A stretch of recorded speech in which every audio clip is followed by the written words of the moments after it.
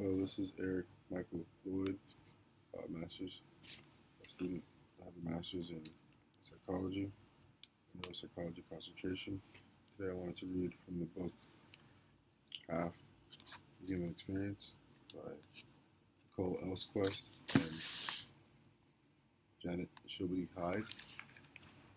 I wanted to read chapter 7. It's something that I have been thinking about and wanted to bring awareness to as well. Several topics from psychology of women. This is chapter 7, From Infancy to Old Age, Development Across the Lifespan. By the end of sophomore year, my body had become like a creation of science fiction,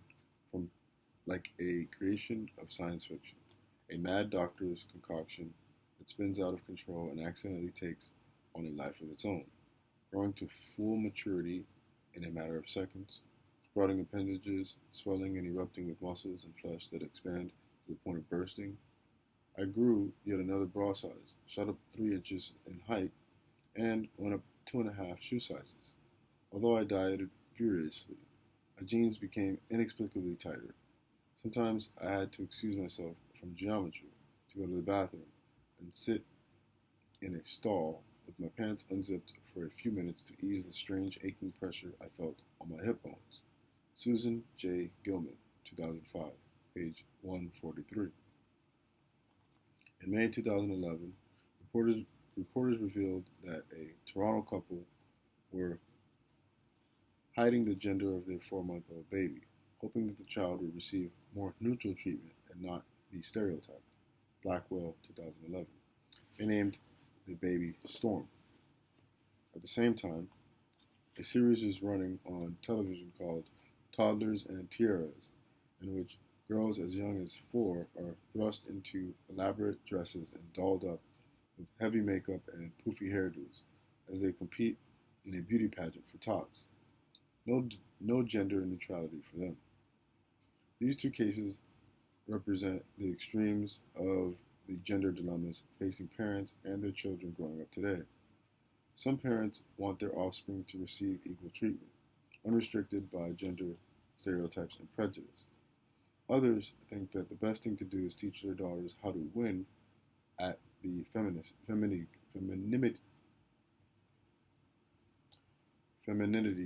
game. In this chapter, we will consider the development of girls and women over the lifespan and the extensive cultural forces that act to shape that development. Infancy. Psychologists have spent an extraordinary amount of time studying children, particularly preschoolers and infants. Investigations of infant gender differences have involved 2 primary motives. First, it has been thought that if gender differences were found in newborns, say when they were only 1 day old, those differences must surely be due to biological factors because gender role socialization can scarcely have had time to have an effect. The idea then was to try to discover the biological causes of gender differences by studying newborns.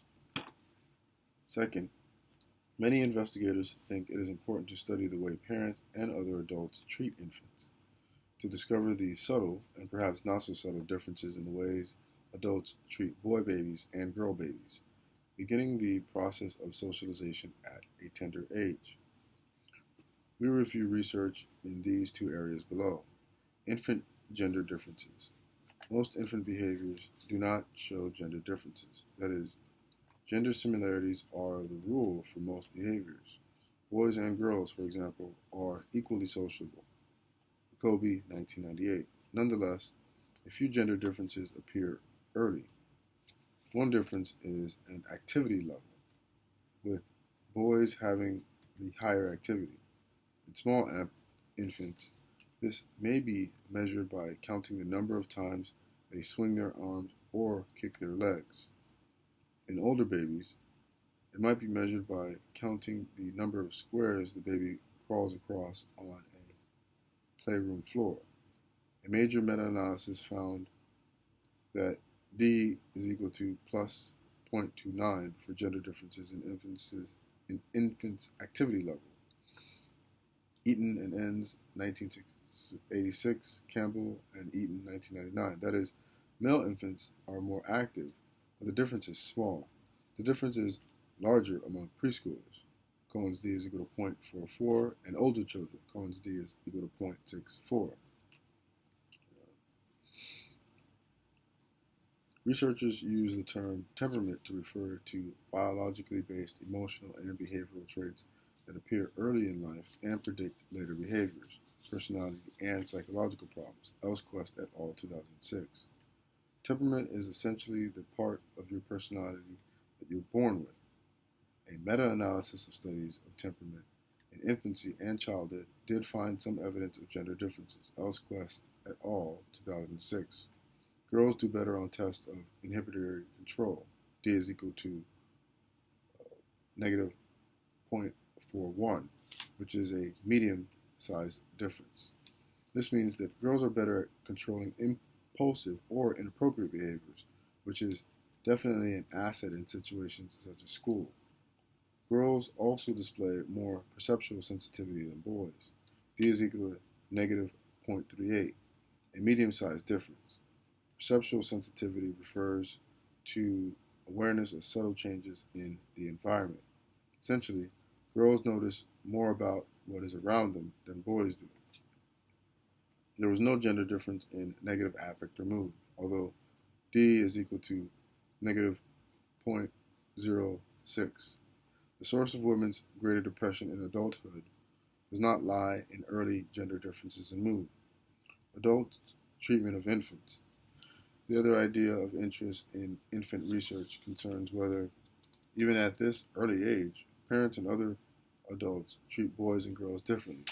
Once again, gender similarities seem to be the rule. For the most part,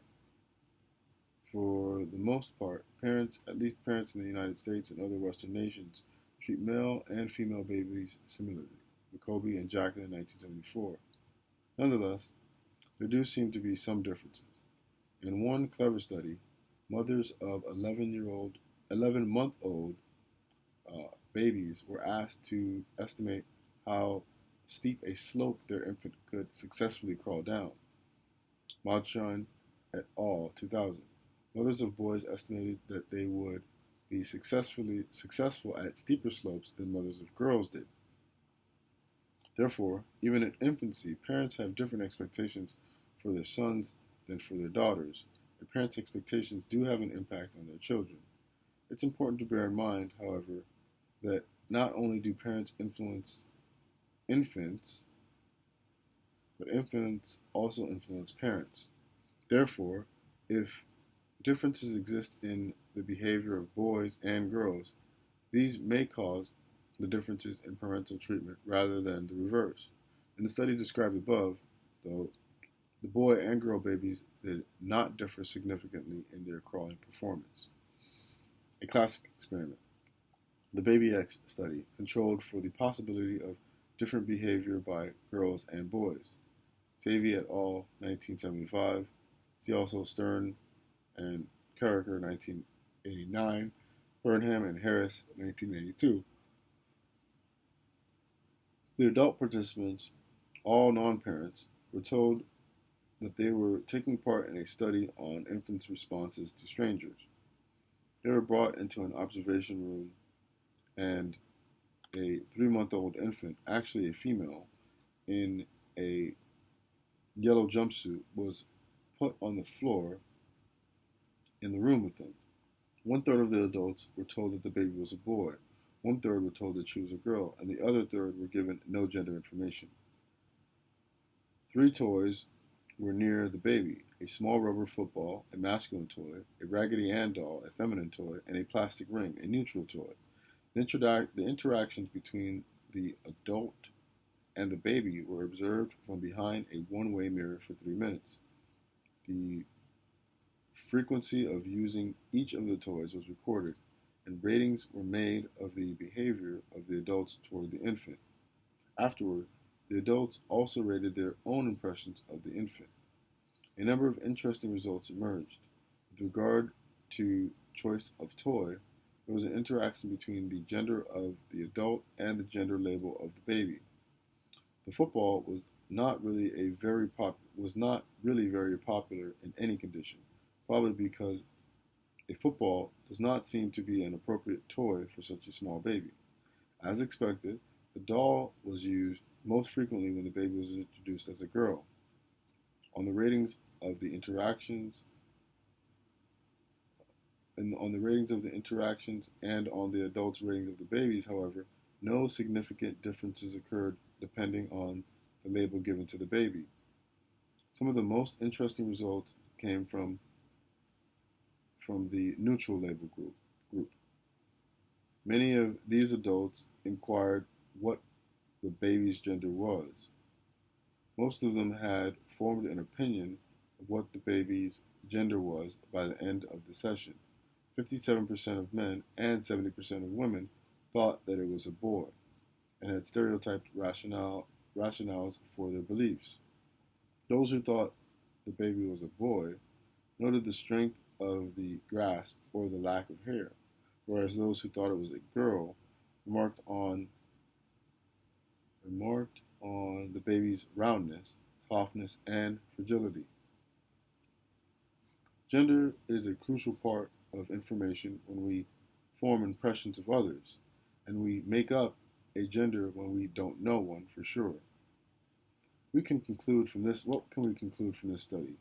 It would seem that gender is important in adults' interactions with children, something that is particularly evident when adults are not told a child's gender. However, the effects are not simple, and they may not be large. Not all of the variables showed gender label effects. For example, the adults did not automatically give a football to the boy. Furthermore, the effects depended not only on the gender label given the baby, but also on the gender of the adult. Gender learning.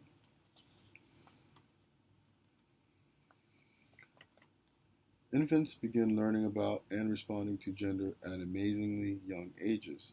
By 6 months, infants can distinguish the category of female voices from the category of male voices. Miller, 1983. And by 9 to 11 months, infants are sensitive to the distinction between male faces and female faces. Feinbach and Faggett, 1993, Ramsey et al., 2005. Infancy researchers use a set of clever techniques to ascertain these capabilities in infants. One is the habituation paradigm, in which an infant is shown the same stimulus, for example, the picture of a face repeatedly. The infant habituates or gets used to it. If a new stimulus is presented, the infant responds with interest and a change in heart rate. Thus, for example, a researcher could habituate a baby to a set of pictures of female faces. When a new female face is presented, the baby still acts habituated. But if a new male face is presented, the infant shows interest and a change in heart rate. Such a pattern of responding would show that the baby responds to male faces as being in a different category than female faces. Much more gender learning occurs in the toddler and preschool years, as we will discuss in the next section. Childhood. Gender learning. Children typically know when they are a boy or a girl. That is, they have an acquired gender identity by 2 years of age. Kohlberg, 1966. Zolsels et al., 2009. By age 3, they can accurately label other children as boys or girls. Faggett et al., 2000. O'Brien et al., 2000. Also, by 3 years of age, children identify an angry-looking character as male. Feinbach, 1993. Children are sensitive to and learn gender categories very early, and they quickly learn to associate certain attributes, for example, anger, with gender. By kindergarten, they associate certain occupations with men and others with women, and have a gender stereotyped preference for their own future occupation. Hallwig, 1998. In short, preschoolers rapidly become little gender essentialists believing that differences between males and females are large and unalterable, and that there can be no behavioral overlap between the categories. Yeoman et al. 2004. Kohlberg's cognitive developmental theory, discussed in Chapter 2, is relevant here. One of Kohlberg's arguments was that once children have a concept of gender identity, and especially a concept of gender constancy, they essentially self-socialize. That is, children want to adopt the characteristics of their gender based on their knowledge of the characteristics of males and females whom they see in the world around them. A more contemporary version of these ideas is the gender self-socialization model, Tobin et al. 2010. According to this model, children's gender identity, I am a girl, their gender stereotypes, boys are good at math, and their gender self-perceptions, I am good at math, all influence each other as children develop. One of the processes linking these three processes is stereotype emulation. The more that children identify with their gender, the more they view themselves as having the qualities specified by stereotypes about their gender. I am a girl, I want to wear a dress. A second process is identity construction. The more that children engage in gender stereotype activities, the more identified with their own gender they become. I love playing with dolls. I'm such a typical girl. In short, the culture provides plenty of information about acceptable behavior for girls and for boys, but children do not always have to be forced to conform. In many ways, they self-socialize. Not only are children learning about gender categories and gender roles, they are also learning about gender discrimination. Brown and Bigler, 2004-2005. In one study, elementary school children were read scenarios about teachers' evaluations of students.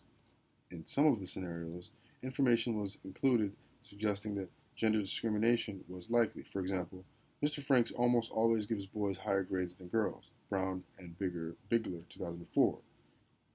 Even first and second graders recognize discrimination some of the time, and older children, fourth and fifth graders, were even more likely to recognize it. Childhood gender differences. Already, by the early preschool years, several reliable gender differences have appeared. One is in toy and game preference. Preschool children between the ages of 2 and 3 have a strong preference for gender-typed toys and same-gender playmates.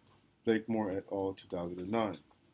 In the United States and many other nations, girls prefer dolls and doll accessories, arts and crafts, and fashion, whereas boys prefer guns and transportation toys. Boys are particularly resistant to playing with girl stereotype toys. Green et al. 2004. The result is strong gender segregation in childhood, a point we will explore in more detail below. Another difference that appears early is in aggressive behavior. As soon as aggressive behavior appears in children around the age of 2, gender differences are found. Boys are more aggressive than girls. This difference persists through school years, see Chapter 3.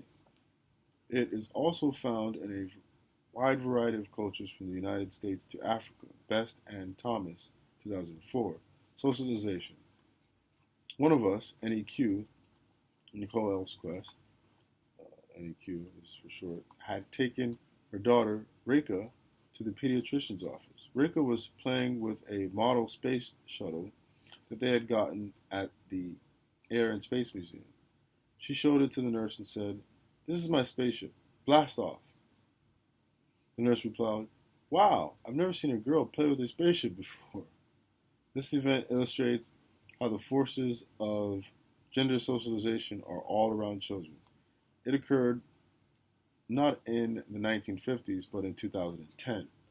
The forces of gender role socialization become more prominent in childhood. Socialization refers to the ways in which society conveys to the individual expectations for his or her behavior. Parents are a major source of gender socialization. Epstein and Word, 2011. Parents influence their children's development in, or Epstein. Parents influence their children's development in four ways: channeling, differential treatment, direct instruction, and modeling. Blakemore et al., 2009. With channeling, also called shaping, parents create a gendered world for their child through the toys they purchase, the activities they choose, for example, ballet lessons for girls but not boys, the way they decorate their room, and so on. Essentially, they channel their child in certain directions and not others. With differential treatment, parents behave differently toward sons compared with daughters.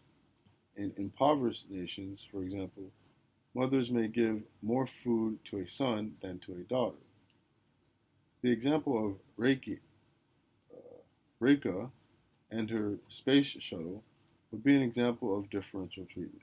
The nurse would not have made such a comment to a boy. Direct instruction involves parents telling children how they should behave. For example, fathers may tell sons that boys don't cry, or mothers may teach daughters how to sew. Finally, parents, often without knowing it, are models for their children, who can then form ideas about how women and men should behave. Parents talk differently with their daughters compared with their sons. Mothers talk a greater Mothers talk more and use more supportive speech with daughters than with sons, perhaps creating a greater emphasis for daughters on verbal interactions and relationships. Lepper et al., 1998. And, as we see in Chapter 6, parents talk differently about emotions with daughters and sons. Much of the gender teaching in Parents Talk is subtle and implicit rather than obvious and explicit. Gelman et al., 2004. That is, today, parents don't say that girls cannot grow up to be doctors. Instead, their talk emphasizes the categories of gender and assigns gender even to animal characters that are portrayed as gender neutral in books. In many ways, this corresponds to the subtlety of modern sexism discussed in Chapter 3. Parents also play differently with sons compared with daughters in the preschool years. Parents engage in more pretend play with girls than with boys, and fathers in particular engage in more physical play with sons than with daughters. Lindsay et al., 1997, 2001. What is unclear, however, is whether parents engage in these different types of play because of their own gender stereotyped ideas, or because they are responding to the lead of the child and the boys and girls initiate different kinds of play. Children catch on to these direct and indirect messages from their parents. In a study of 4-year-olds, nearly half of the boys said their fathers would think it was bad if they played with girls' toys. Bragg and Ratcliffe, 1998. Not all families are the same, of course. Parents with traditional gender role attitudes have different expectations for sons compared with daughters. Pomerantz et al., 2004. Parents with liberal or egalitarian attitudes tend to treat sons and daughters similarly. The research on gender socialization within the family has been based almost exclusively on white middle-class samples. Reed et al., 1995.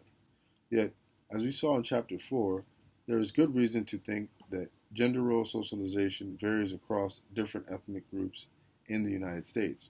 For example, gender roles are less differentiated among blacks, and black children are exposed to black women who are assertive, express anger openly, and are independent. Reed et al., 1995. The version of the female that these children observe and model is different from the version displayed by many white middle-class women. As children grow older, Schools, the media, and peers become increasingly important sources of gender socialization. The schools, whether purposefully or unwittingly, often transmit the information of gender role stereotypes. Lips, 1989. Gender based on classroom observations in preschools and elementary schools indicates that teachers treat boys and girls differently. Teachers on average pay more attention to and interact with boys, Dezolt and Hall, 2001, Gollenbach and Fivush, 1994, Jones and Dindia, 2004. When teachers praise students, the compliments go to girls for decorous conduct and to boys for good academic performance. Dweck et al., 1980, Gollenbach and Fivush, 1994. When children make mistakes, boys are given more precise feedback and are encouraged to keep trying until they get it right. Girls are more likely to be told not to worry about the mistake, and teachers spend less time with them suggesting new approaches. Girls are often not told even when their answers are right or wrong. Sadker and Sadker, 1985. Fortunately, when teachers are given gender equity training to sensitize them to these issues, they respond with more equitable treatment. Result in Whole, 2001. As we have seen repeatedly, both gender and ethnicity are factors, in this case, in predicting teachers' interactions with students. For example, Irvin, 1985 and 1986. One study replicated the finding that white girls receive significantly less communication from teachers than white boys do, Irvin, 1985.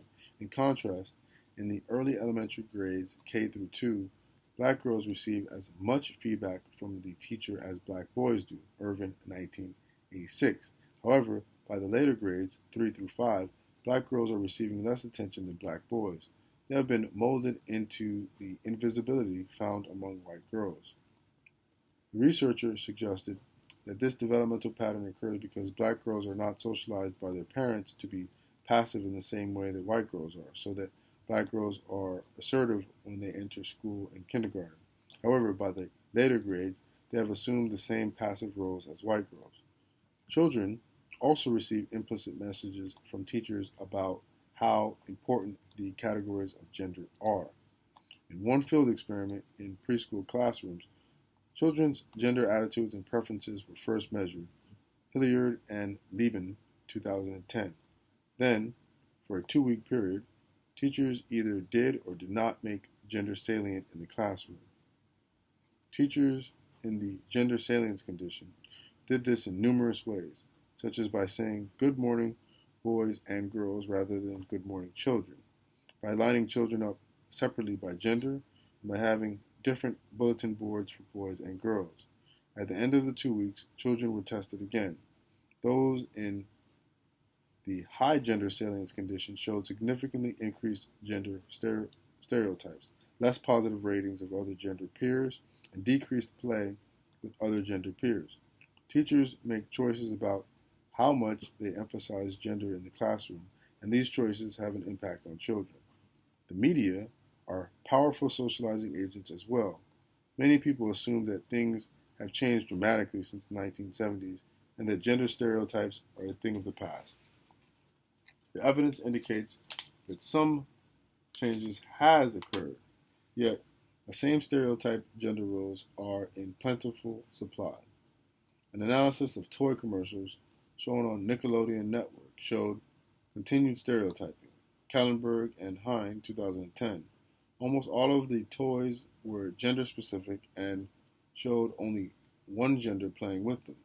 Mixed gender groups of children were shown in only 19% of the commercials, and everything else was gender segregated.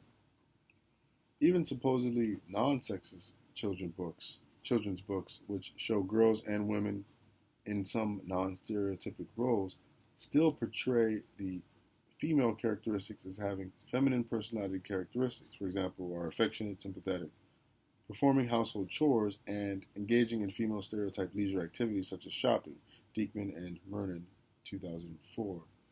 But Picture books and television are old-fashioned media. One would expect the new media to be less stereotyped. To the contrary, however, video games show patterns of extreme gender stereotyping, including violence against women. In the Duke Nukem video game, Duke enters a strip club and guns down nearly nude women. Dill et al., 2005. The average 8th or ninth grade boy plays computer games 13 hours per week compared with 5 hours for girls. Gentile et al., 2004. Boys' exposure to these games is substantial. Children Now, a nonprofit organization that advocates for children, announced in 2000 that the top-selling video games are unhealthy for girls. Children Now, 2000. It had a number of reasons for reaching this conclusion, including sexualized portrayals of female characters. For example, among the games that contained female characters, 23% of them showed them with exposed breasts or cleavage, and 15% showed exposed buttocks. Are the media as stereotyped as they were in 1970? Some are less stereotyped, but stereotypes are still at saturation levels in many types of media. The stereotyping of media messages has been demonstrated to have an actual effect on children's gender role attitudes and behaviors on girls' body dissatisfaction. Ward and Harrison, 2005. For example, in one study, first and second graders were exposed to television commercials in which all boys were playing with a gender-neutral toy, traditional condition. All girls were playing with it, non-traditional condition. Or the commercial was not about toys, control condition. Pike and Jennings, 2005. After viewing, children were asked to sort 6 toys into those that were for boys and those that were for girls, or those that were for boys and girls. Among the 6 toys was the toy they had seen in the commercial. Children in the traditional condition were more likely to say that the toy was for boys, whereas children in the non-traditional condition were more likely to say that the toy was for both boys and girls. These results show not only the power of stereotyped television images, but also that children can respond positively to non-stereotyped messages. Meta-analysis indicates that the amount of television viewing is correlated with acceptance of gender stereotypes. Harriet, Jellum, and Allen, 1996. That is, the more a child watches TV, the more likely he or she is to hold traditional gender role views.